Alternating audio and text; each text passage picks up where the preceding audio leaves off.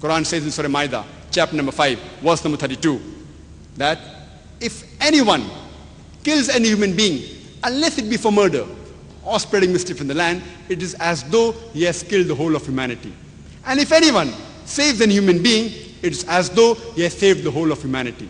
Quran says, anyone, whether Muslim or non-Muslim, kills any other human being, whether Muslim or non-Muslim, unless it be for murder or for spreading mischief in the land, for spreading corruption, it is as though he has killed the whole of humanity.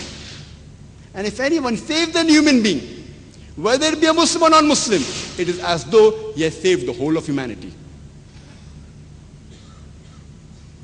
Allah says in the Quran that you should give charity. Every rich person who has a saving of more than the nisab level, 85 grams of gold, you should give 2.5% of that saving every lunar year in charity. It is called as zakat. If every rich human being gives zakat, poverty will be eradicated. There will not be a single human being who will die of hunger. Quran says, do not rob. Quran says that love your neighbors, feed your neighbors. Our beloved Prophet said that he is not a Muslim who sleeps with a full stomach while his neighbor, he is hungry.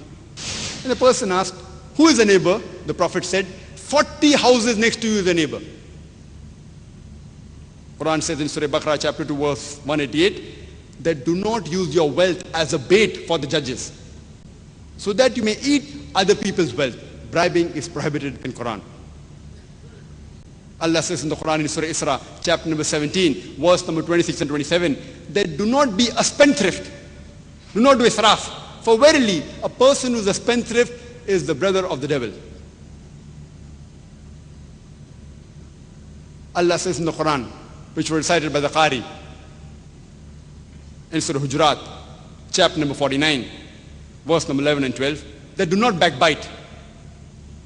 Do not call each other with offensive nicknames. Do not spy on one another. Do not be suspicious, because many a time suspicion is a sin.